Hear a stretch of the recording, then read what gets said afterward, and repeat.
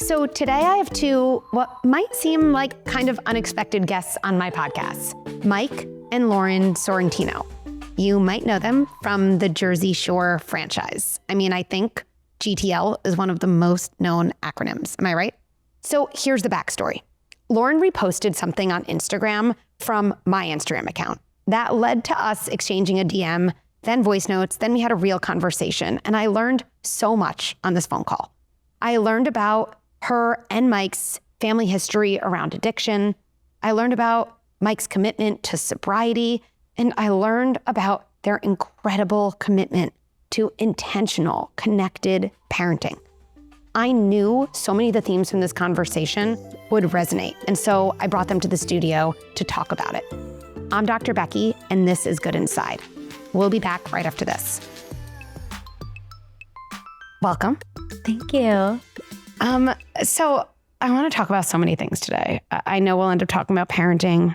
You're both parents of three. I'm a parent of three. I know we think a lot about how we raise our kids and what really matters, not only in these early years, but how it ladders up to what really matters in the kind of teen adult years. But sometimes I think the best way of understanding what matters to us today is actually to start by rewinding a little bit and thinking about our childhoods and kind of where a lot of things came from. And so, Mike, if I start with you, one of the things that really has stuck out to me, beyond what people know about you, is just the resilience around your own childhood and your own story of cycle breaking. And so I wonder if we could just start there a little bit. If we rewind a couple decades, I don't know, tell me a little bit about how you think about your childhood, what it was like, what really kind of sticks out to you. I was probably punished more oftentimes than not punished because of my own wild and careless, reckless behavior. So, that definitely sticks in my brain because, we only have a 4-year-old now, but I can definitely see a lot of his personality in me. Yeah. So me and my wife have constant conversations, which is always a moving target with your children. Yes. About what we should do and what we shouldn't do going forward. And he's also my deeply feeling one. Yes. The others have not revealed themselves as DFKs yet, but he sure has. And he's how I really started to seek somebody like you and Good Inside. And so maybe we could jump in then there. Like, a lot of us were raised with punishment. We act out, you get punished. Yeah. Now I think a lot of us, at least us here in this room, are thinking, okay, well, what am I really trying to teach my kids? Why do kids act out? What might they need in the moment to actually learn, whatever they don't know so they can act differently in the future? So I'm curious kind of how you handle those moments now with your son, but maybe also, is that similar or different from what happened back then? And how has that shifting been? I think we kind of were both I think we both were raised in a similar, model. Like, both of our families were in suburban New Jersey, Italian American, very hardworking, providers as the father figure. Our moms were stay-at-home moms. We each were one of 4. So very, parallel in that sense. So, but for my upbringing, punishment was a big thing. And my parents were great parents. They did the best that they knew then. I agree. And I have a great relationship with them and I love them deeply. But I do remember a lot of the go to your room, those kind of things when you were in trouble. Yeah. And I remember those feelings now, like as an adult. Like, I could not remember a lot of things, but those feelings of the go to your room type thing, when you kind of feel isolated and you don't know why that happens. And that's what keeps me making sure I don't send my son to his room. Because if he's feeling that sense of, powerlessness, which is a lot of why they're whining or acting out, because he can't achieve the goal that he has set out to do because he's 4. So why would I send him alone to his room, So one of the things I hear from parents all the time is, okay, so I'm not supposed to send my kid to their room. So it's just okay that they act out. It just is something that I'm reinforcing. And I know you and I probably see that there's something in the middle, right? Between go to your room or let's throw you a party because you hit your sibling. Like no one's throwing a party for these kids, right? But it's a new thing. And I think a lot of us did grow up where punishment, because it was just so common generation to generation, anything I think that we've done for generations has moved kind of from the fiction shelf of the library to the nonfiction. It just feels like, well, that's the way it's supposed to be, right? So how do you think about that? Like what does your son need when he acts out? And how is that something you're thinking about when you're trying to intervene, maybe in a not always just punishing way? Right. I think that I've just equated so much of his needs to what my needs are as a human. And I know how I feel. I'm a mom of 3 children, so I'm overstimulated all the time. We have lots of businesses. She does a great job. I like step back and let her do her thing, and I try to emulate what she does. But you continue on, honey. Thank you. We, we have our relationship, we have our children, we have our businesses, we're entrepreneurs. So our house can be a revolving door sometimes, and our kitchen. And we're very blessed. Our kitchen and our family room connect, but it's a large space. Yes. So when he has these moments, they're obviously in that family space. So what I do is I usually take him, either I take him or my husband takes him, and we go with him to either the guest bedroom that's right off the family room, or we'll go to his room together. Yeah. And we'll give him just a clean space with no distractions, no TVs, no siblings, and let him calm down and then talk to him about why he's feeling that way or why he's frustrated. And it naturally happens a lot quicker when we remove him from that environment. It usually works. And that's been our go-to. We go together with him. And this is something that I've followed my wife. Yeah. I take the lead and it has been working. And we take him to either room and we usually say, do you want a hug? Do you want some love? And 9 out of 10 times it works every single time. And then we bring him down and then he sits down at the dinner table or something It's like always usually when we're trying to have dinner. It's a nightly thing. Yeah. So, well, look, just to kind of flesh out what you're saying a little bit, because kids act out mostly because their feelings are more kind of intense than their skills are in that moment. Their feelings overpower their skills. They feel overwhelmed. They feel nervous about something. They feel angry, right? And then they're not born with skills to manage any of those feelings. And so they don't have the skills. And for any of us at any age, when our feelings overpower our skills, it comes out as kind of bad behavior. right. And I think about the model that so many people in our generation were raised with, which is some version of like, go to your room or you can't act this way. And it's not to say I don't have those thoughts too. I'm sure you have those thoughts. Yeah. It's inconvenient. It's annoying sometimes, right? But when you do send a kid away as kind of the predominant way of interacting, what ends up happening is a kid goes to their room. And maybe actually I'll pause there because you remember it, Lauren. Like what's happening in the room? The room is, it doesn't feel like your safe space. The room feels like an isolation box. Because even though it's your bedroom and it's like all your things, you know that you're there because you're in trouble and you don't really know why you're in trouble because you don't back then, now I have the understanding I was doing something wrong or who even knows why I went there, but I felt confused. Yeah. Yeah. What about you, Mike? Do you remember that? Do you remember being punished? I do. I do. It started out as punishments, just, go to your room. Yeah. And then eventually, as the behavior continued and there was a non-change in my behavior, then they would start to remove TVs, remove the door, remove the door, your bedroom door? the Sega or whatever. For a period of time as You well. both had no We doors. both had no doors on the hinges. Were you That was a big slammers? thing. Is that why? Slammer? I think the door equated to they wanted to know what I was doing in there, and also no girls in the room too, because they wanted to know what I was doing in the room. Eventually, after that, then it turned to a chore list, a very in-depth chore list of waxing cabinets. I mean, we're talking everything, the floors, the cabinets, because they had to keep for that. I was gonna send you over to my house. Now I will say that chore list. Skills.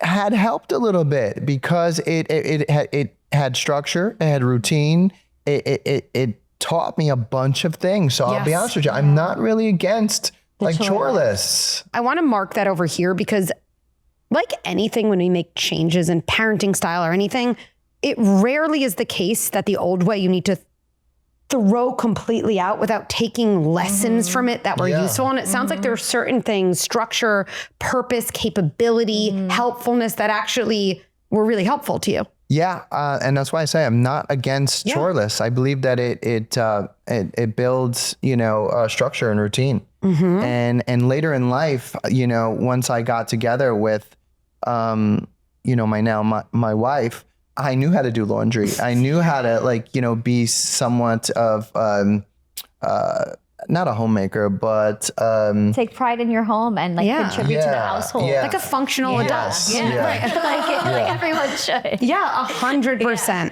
And so it's interesting to me about the no door, because I do hear this from so many people too.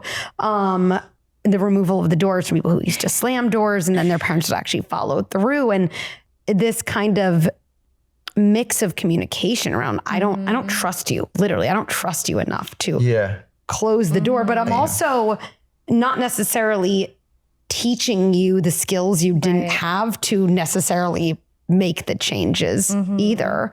But it's so different from how you intervene now. You take your son to his room. I'm curious, Mike, before you were saying you're taking Lauren's lead on this. Is there a part of you, or has there been, like, this is so, I don't know, this is so permissive. This isn't going to work. I have to show how the world works. This is not, no one's going to take you to your room when you're an 18-year-old. A little more tough love, you're saying? Yeah. I think sometimes in my brain, the first reaction as a man of the home is to put your foot down.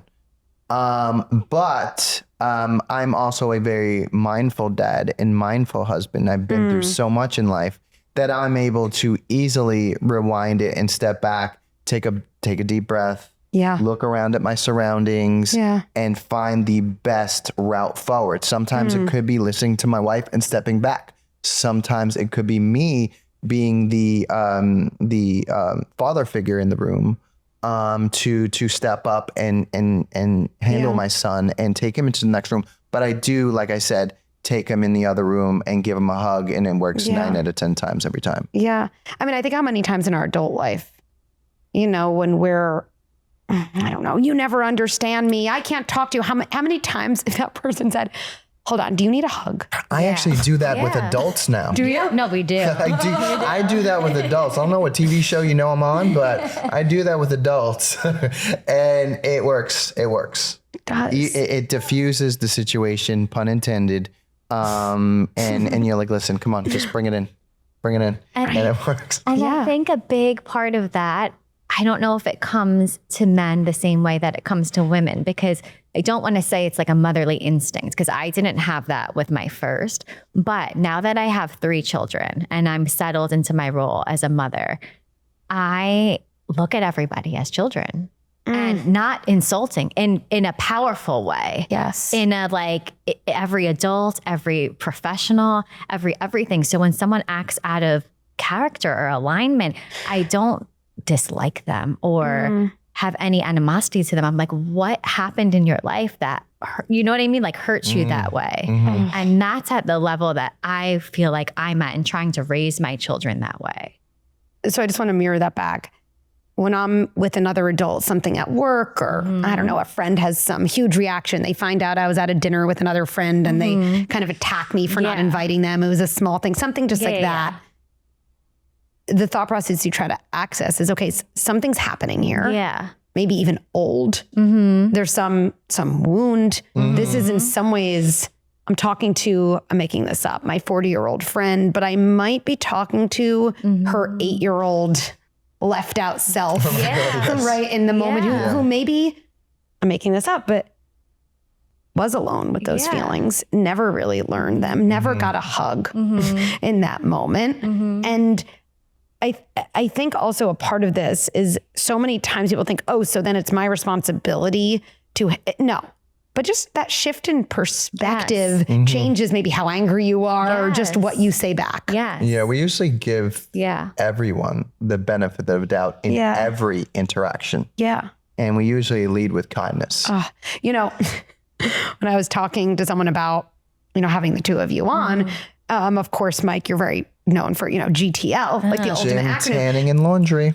But my ultimate acronym, so I can go acronym to acronym face to face with you, is MGI, most generous interpretation.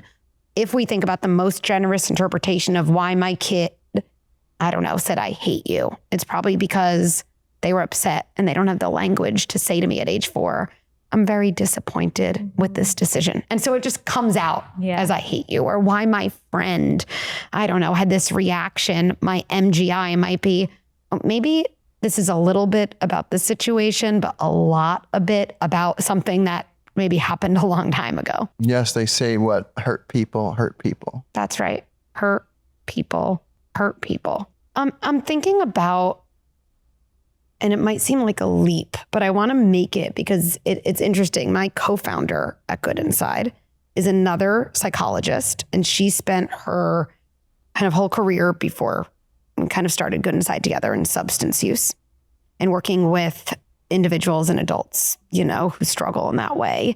And when we've talked to people, they often say it's so kind of interesting. She comes from the substance use world. You come from parenting, emotion regulation world. How did that come together? And the two of us always look at each other and we think, actually, like those things are really intimately connected. I know parenting matters to you, emotions matter to you, and I know substance use has been a part of your lives, is now in some ways at the forefront of what matters to you and a lot of your business. So let's kind of bring that together. Maybe we can start with, when you think about how you're raising your kids and the importance of recognizing their emotions, being with them, teaching them to manage emotions. And when you also think about substance use and the role that's played, you know, in the past, how do you bring that together? That's what I ask myself almost every day. I think with, you know, waking up as a mom to small children and having our life be out there in the open, but also, you know, wanting to be transparent with our children from the beginning. And right now our oldest is 4, but it's like, when is the right age to introduce language and conversation about recovery and substances and how, you know, it is a disease and how they affect every member of the family. You know, my brother, their uncle, passed away from an overdose. So I have a picture of him and myself in my family room, and I always talk about Uncle Chris. So these are things that I ask myself all the time. And I think it's just, you know, us navigating that together. Well, I mean, I feel that, you know, our kids are so young right now. But at the same time, if every single year dad is celebrating his 10 years of sobriety, his 11 years of sobriety, his 12 years of sobriety, and the kids are growing up with that, do you see the trend that is following here? It's awareness. It's education at an early age. And that is some of the most important things that you can instill in a child. I also believe, like you said, the transparency is as amazing as well. But if we're putting so much emphasis as a family into sobriety, they're going to know what's important at an early age. What does that mean to you in terms of this stage in your life, sobriety? I mean, it's probably it's why I am where I am today in life, in every aspect of my life. I am my best self in every single area because of my sobriety, my mindfulness, my education, and my experience. And I also don't shy away from my history, what made me the man I am today, because I've turned those L's into lessons. I've made the adjustments and the pivots where they needed to be, when they needed to be, to eventually grow to be the best version of myself right now. Could you share one of them? Like, what more specifically, like the lessons, like you said, our past teaches us, right? Well, I mean, I was technically a victim of addiction, which in turn started out as experimentation. my own decision. But I was not educated on what addiction is and how it could manifest in my own life. In the early years, I'm like, not going to happen to me. You know, I can have fun and experiment. And just like every other college kid out there in their 20s, they start out drinking and partying. And I always thought I was, you know, the life of the party, or everyone loved Mike, which in turn it was true for a little bit. It was. Eventually, addiction does not discriminate. Addiction does not discriminate. And it has consequences. So eventually I became dependent upon prescription opiates. And then after that, it seeped into every area of my life. Relationships. You're not making good decisions because you're intoxicated all the time. You start to distance yourself and isolate yourself from family. So as I'm giving you all of these symptoms, it affects every area of your life, even though I was a millionaire, even though I was making millions a year from MTV on the biggest show in the country. Okay. And no one would say no to me. Still, my life started to go like this slowly because I was bringing in so much money, but it was happening slowly and people just didn't see it. So eventually, years later, Uncle Sam came knocking at the door. And he came knocking at the door because someone was intoxicated and was not on top of his financial house. See, if have your wits about you in life, right? You're going to make good decisions for yourself, your family, your friends, right? But if you are intoxicated, then you were not your best self. And I didn't file my taxes.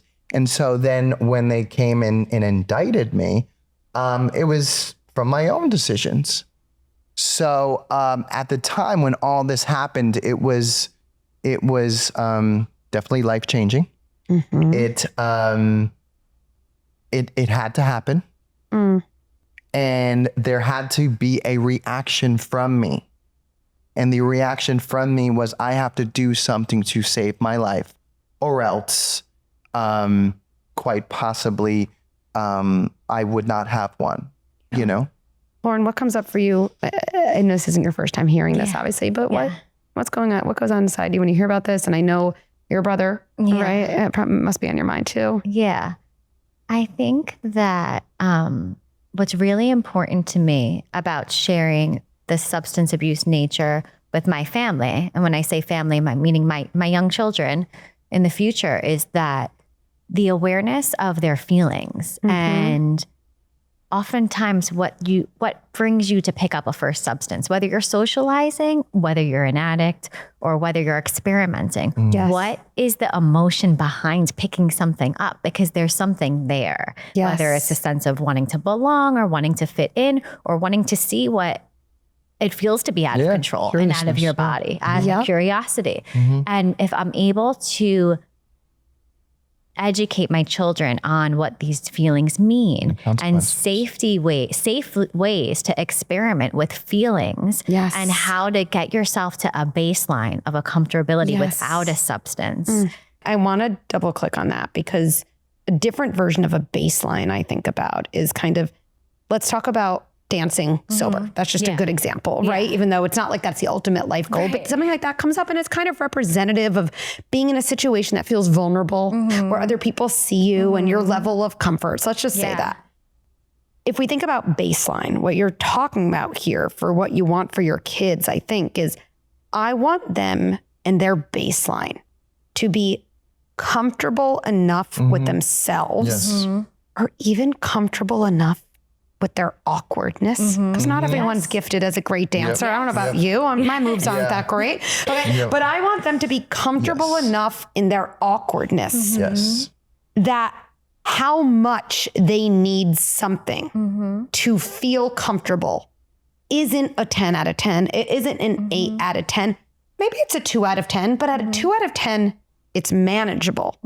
Where at an 8, 9, 10 out of 10, that it's much harder to manage. Is that kind of what you're getting at? Yeah. Yes. That's where my goal is. But again, I'm speaking from the part of the half that is not in sobriety. So I really lean on him to share. I want him to be honest with them when the age is appropriate, you know? Yes. I mean, I learned, and this probably takes years of practice for people, but when I go to the club, I'm happier than 99% of the people in the club because I've learned to sort of vibe out and be so comfortable with who I am that I'm happier, talkative, right? Have better conversation. And then after about an hour, when people start to slur and can't even get their conversations out, I exit. And in the morning, I go to the gym because I can get up and do my gym, tanning, and laundry. And again, it does take years of practice to get to where I am at.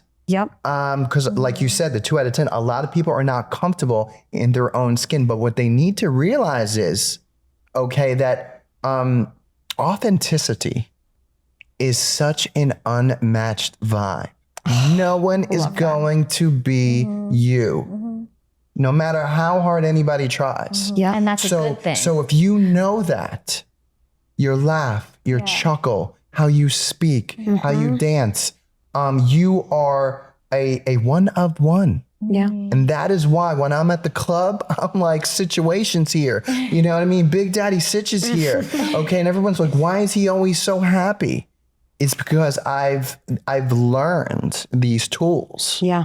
So I want to talk about this because I think it's so important and not talked about enough how all of this actually connects to parenting. Because when I think about something that I see all the time from the most well-intentioned parents, it's this constant urge to keep our kid happy all the time, to take away their disappointment or their awkward feelings. For example, a kid is going to a birthday party and they feel awkward. They feel anxious, right? Where I'm definitely not, and you know me, throw the candid, right?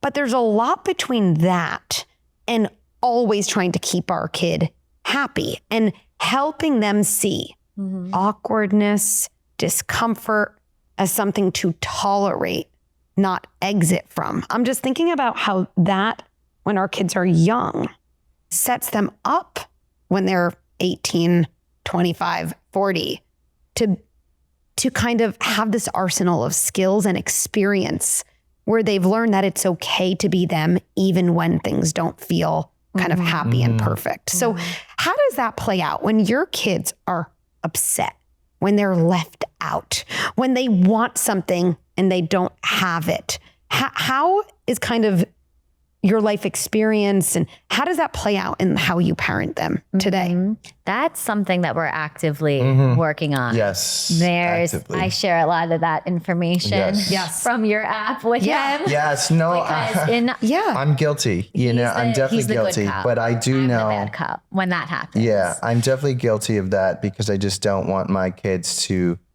be upset. But I know, no one wants to see but I know that discomfort is like a muscle. Yeah. And that it will eventually lead to growth. So and strength. I think that's so important. Discomfort's a muscle. And I think also what you're saying is actually learning to tolerate discomfort is the muscle. Because when your kids, I don't know, are in their teen or early adult years, I don't think you expect them to call you every day and say, everything's smooth. Everything's smooth. Everything's smooth. I got the job I want. I got the promotion I want. I have the partner I want. I've never been in traffic in my life. Like that's never going to happen. So me too. And I think about my kids older on, I don't expect them to call me and say, I've achieved everything I want to achieve all the time and I'm perfectly happy. I know, I don't know, when they're in high school, when they're in college, after they're going to have disappointment. They're going to have a breakup that they didn't want to have. Something as silly as, I don't know, they're going to miss a flight or try to register for a class and get closed out. And how they cope with that, or how they cope with asking someone out on a date, even though they're not sure, I don't know, they'll say yes. That's not something that just starts at age 16 or 26. And so when our kids are young and they're upset, helping them see that they can get through it without necessarily bringing it to a 0 is kind of like the biggest gift we can give them. Yes. Right? Honey, Yes. honey, I think we do that, right? We do that. We do that a lot with affirmations. We do. You are strong, Yes. you're courageous, you're smart, you're beautiful. To let them know that to believe in themselves. And we really validate what the, what the disappointment is. Why, this morning I was in the shower. Okay. Yeah. My son comes running upstairs. He's hysterically crying, opens my shower door. What happened? Daddy won't let me have a lollipop. It was 7 a.m. It's barely 7 a.m. Right. You can't have a lollipop for breakfast. Yes. Okay. That's And he the walked thing. out. Yes. Yeah. So, but I said, I know that you really wanted that lollipop. If you eat lunch at school, because sometimes it comes home full, I said, then you can have a lollipop after school. She's very good with that. The kids will run to me. They'll run to me. My Mia Bella, who is 2.5, she's gorgeous. She'll run to me and say, first thing out of her mouth, Daddy, chocolate. Well, I think and it's so hard. It's so hard. It's so hard for me to say no. And the same thing, the kids will, because I am not. My wife is always around. Primary. I am less around than my wife.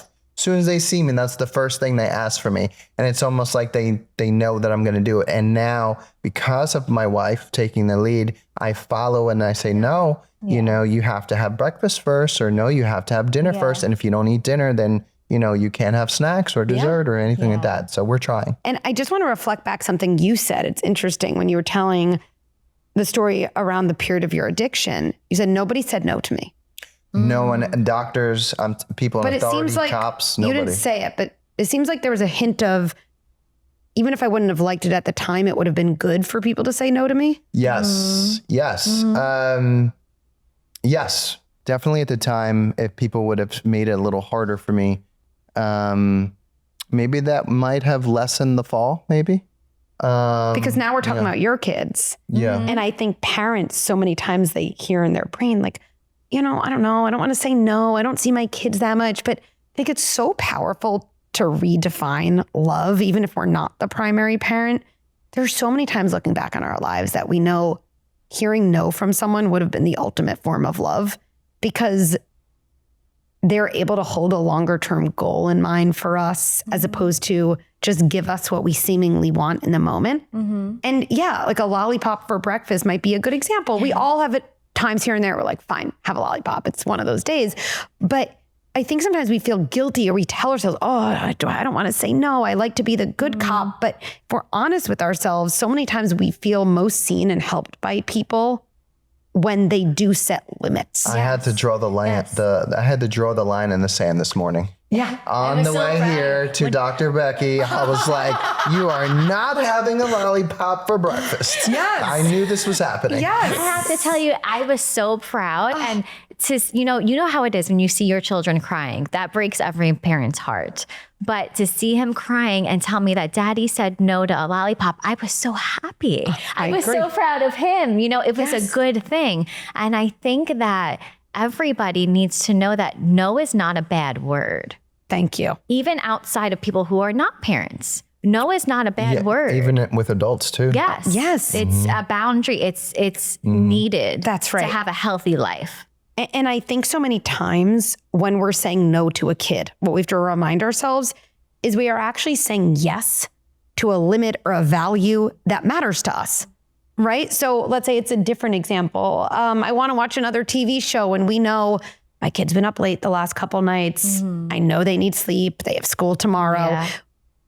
We tell ourselves, I don't want to say no to our kid, but if we reframe it as, it's my job to hold the bedtime. My 4-year-old, my 8-year-old is never going to say, Mom, Dad, I think it would be a good idea for me to get sleep. They don't understand the long-term benefits of sleep. That's not their job. That's our job. We're the leader. And if we say to ourselves instead, I might have to say no to them, but truly that no is only coming because I'm actually saying yes to something that I know matters. It does become easier because you remember, I'm the leader. I'm kind of the CEO of my family. And CEOs have to know what they value and what really matters, right? And then, like we said, your kid might be upset, but your kid being upset isn't a sign you're doing something wrong. Sometimes it's just the sign that you're holding a boundary that good leaders need to hold. So you're like saying no now, but yes to your future.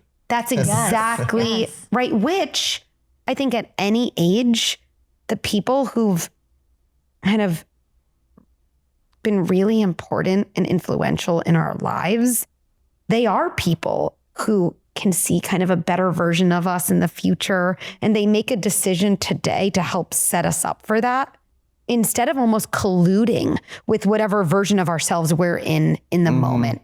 Right. I think when you're going through addiction as an adult, and I talk to, couples who have kids and maybe one of the partners using, and sometimes it's an act of love for the other partner to say, we need to talk about this. Oh, yes, definitely. Right? I need you to agree to certain things. And I'm saying that not out of a place of anger or hating you. I'm actually saying that because I love you and I know what you're capable of. And I know the family life we both need, right? That matters so, that is such an act of love. Yeah, addiction can be debilitating in every aspect of your life. That's why we are so vocal. I know we're kind of circling around this, but to name it more directly, I think so many parents, they really care about being cycle breakers. When you think about cycles you want to break or kind of new cycles you want to start with your own kids, what really stands out? I don't know. I feel like we are a very, very good example right now. Yeah. Of breaking the chains of maybe how we maybe grew up. I mean, the way that we parent today, the way that we operate. I mean, dad is 10 years clean and sober. We're opening up treatment centers. Is that about being emotionally present?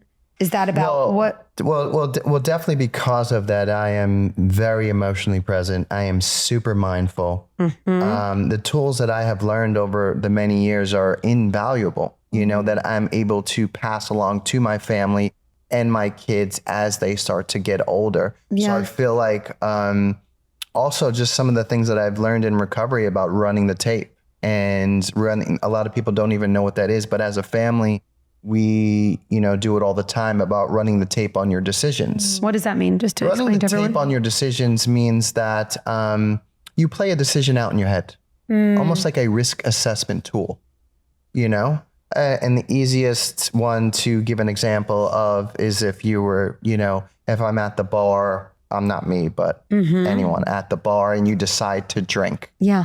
What are going to be some possible outcomes of that risk assessment drill in your head? And you would think to yourself, okay, I can possibly get a DUI. I can possibly get into an argument at the bar and a fight. I can possibly get into a car accident and hurt myself and someone else. So as you put these line items in your brain, right, almost like a positive and a negative list, you're like, okay, should I make this decision or should I not make this decision? And you're like, well, you know what? There's too much on the negative list.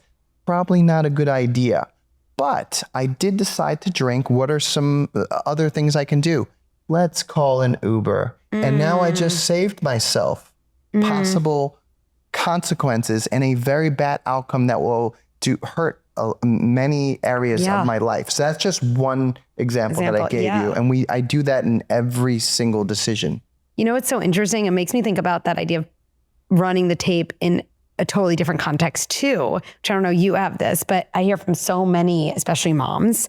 I end up being resentful. I feel so alone. I don't have support. And I'll say something like, if they do have a partner, okay, well, what would it be like to ask your partner to come home and help you with bath time? Oh, I can do that. Right. Okay. Well, let's run the tape of what happens if you don't. Yeah. Okay. Yeah. So you don't. You feel resentful. Yeah. You're very overwhelmed. Your kid whines about one tiny thing and what's going to happen then. You're going to scream, right? Okay, well, that's not the prettiest tape either, right? Exactly. Yeah. So let's come back and what would something different? It's such a helpful concept. Yeah. Yeah, we do that in every area of our life, including conversations. If you get into an argument with somebody and maybe they're being rude to you, if you take a deep breath and step outside yourself for 1 second and be like, listen, if I get into an argument with this person right now, I might be on TMZ. I might be in the paper. You know what? It's better for me to say, thank you so much. Have a good day. God bless you, and walk away. It's just little details that me and my wife practice on a daily basis in every aspect of our life that we've learned over many years in TV and dealing in certain situations. Yeah. What about cycle breaking for you? Like, are there things, because I firmly believe this idea of every generation of parents, every parent is doing the best they can with the resources they have. And most parents also want to do things differently than their parents did in some respects. Right? So those can be equally true. It doesn't have to be about blame. Yes. So I'm curious, is there a form of cycle breaking or something that really matters for you to give to your kid? Yeah, definitely. For me personally, cycle breaking means sharing more about my feelings and how I'm feeling, because there's moments where I'm feeling frustrated, I'm happy, I'm sad, and I want my kids to see all of those feelings. I feel like the generation I was raised in was hiding a lot of the, if a family member passed, I remember seeing my mom cry when she found out her grandmother passed. And I felt so bad for her, and I wish I could have given her a hug, but I was young, and we didn't really share those, talk about certain things at certain ages. So I think that just really, through all the therapy I've done, through him getting sober, his sobriety, and now me really getting back into therapy through just wanting to be the best parent I could be, I feel like it's really important. I know that it's really important to share my feelings so my kids have examples of what life is, because life is not all rainbows and unicorns. I think that's such an important theme. Life is not all rainbows and unicorns. And ironically, the more we try to make our kids' lives when they're young all rainbows and unicorns, of course, they're going to expect that a good life in adulthood means all rainbows and unicorns. And in the rainbow and unicorn world, there's no awkward feelings, there's no jealousy, there's no sadness. And I think we want our kids to feel prepared for those inevitable feelings. Yeah. Right. And I think this example is such a beautiful one. You're upset as a parent. There's a big difference between putting your feelings on your kid. You don't want to do that.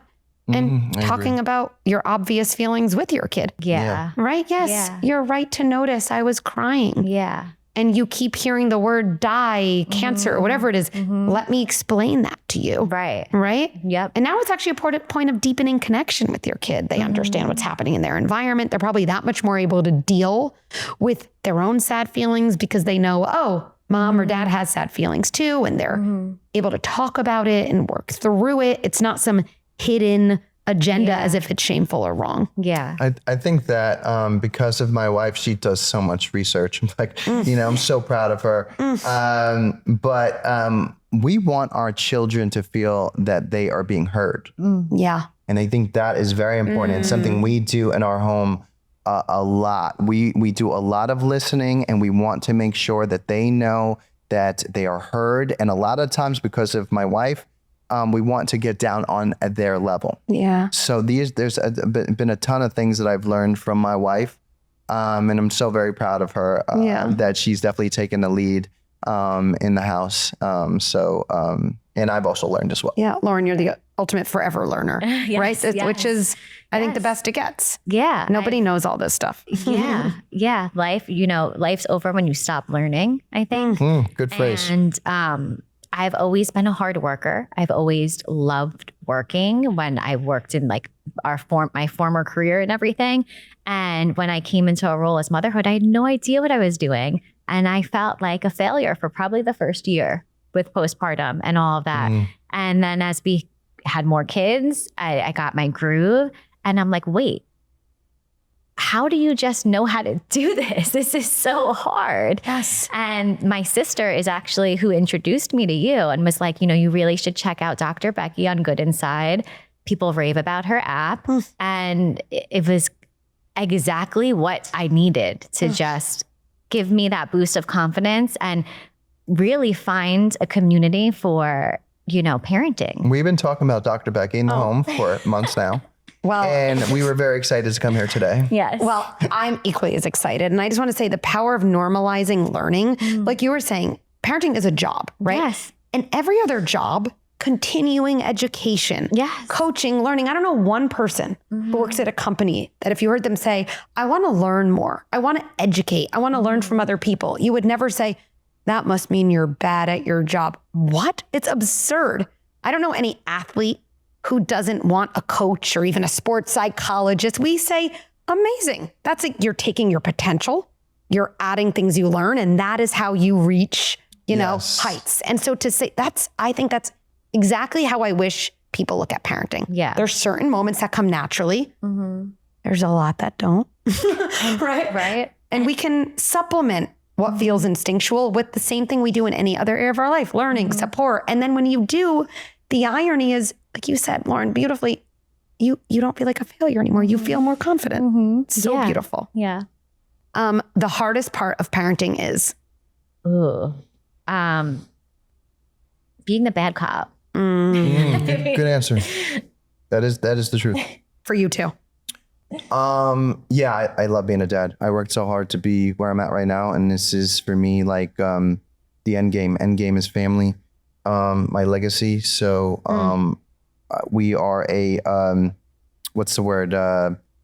We are learning while we're going, just like every other family, you know. And but we're actively working and educating ourselves to make sure that our kids can grow up to be the most best version of themselves. The thing I could have used to hear in my childhood was, I understand. Mm. what about you? I don't know if I can follow up after that one. That was joking. That one's pretty good. That was a good answer. Probably what I needed was everything happens for a reason. One thing you do to stay connected in your marriage, even as you're raising young kids. Oh, good one. We actively work on that Yes. all the time. We try to do weekly date nights or day dates. I'm really into the Yes. the lunch date, Ooh. because I like my sleep that night. Usually every single day at 11:11, I will text my wife, This is true. I love He you, does. Every with day. 11:11 and a heart and a like a kissy face or something, just to let her know that like I love her and that I'm thinking of her. That's just one of the things that I do on a daily basis. I love that. And both of you have an example, and I think it's so important. That's something to be proactive about too. That doesn't just happen. No. Right? Like you have to do the text. You have to make the date, right? The reason why I said actively, because relationships, all relationships, it could be friendships, it could be work relationships, anything, it takes work. Yeah. Active work on a daily basis. Because if there is no work, there'll be no relationship. And you have to connect outside of your children, you know, because 99.9% of your combos are going to be It's also what is going on with them. Carpools, exactly. it's also always a moving target too. Yeah. You know, and we're Yeah. always trying to listen to each other's feelings. And sometimes she says that I'm being too hard. And sometimes, you know, I have to make adjustments. Yeah. You know, and on a daily basis, on a weekly basis, on a monthly basis, on a yearly basis. Yep. And we're always working on our marriage. Hence, we are 7 years happily married this year, November 1st. Congratulations. Okay. My last quick question. Your kids are now older and you hear one of them describing you, something like, oh, my mom, or oh, my dad. And they say one thing about you. What's the thing you hope they say? Loving and or kind. My dad's an inspiration. Thank you. Thank you for your important work. Thank you for your openness and willingness to have hard conversations. So important, so impactful. And we'll do this again soon. Yes. Thank you. Yes, for thank you so having much. us. There were so many important themes of this conversation today, but I can share with you the one that's feeling the loudest to me in my brain right now. It is so hard when we're parenting to tolerate the tantrum, to stay calm when our kid screams, I hate you, to not fix our kids' feelings when they're feeling jealous or disappointed. After today's conversation, I'm going to really remember how important this is, how it is such an amazing service. It is in benefit of my kids to help them tolerate discomfort. That is going to set them up for an adulthood where not only where they'll be more resilient, well, they'll just be so much more comfortable in their skin in a wider range of situations. And so when you're in a tricky situation with your kid today and it's feeling inconvenient and hard, I hope that gives you a little bit more conviction in what you're doing. Let's end the way we always do. Place your feet on the ground, put a hand on your heart, and let's remind ourselves, even as we struggle on the outside, we remain good inside. I'll see you soon.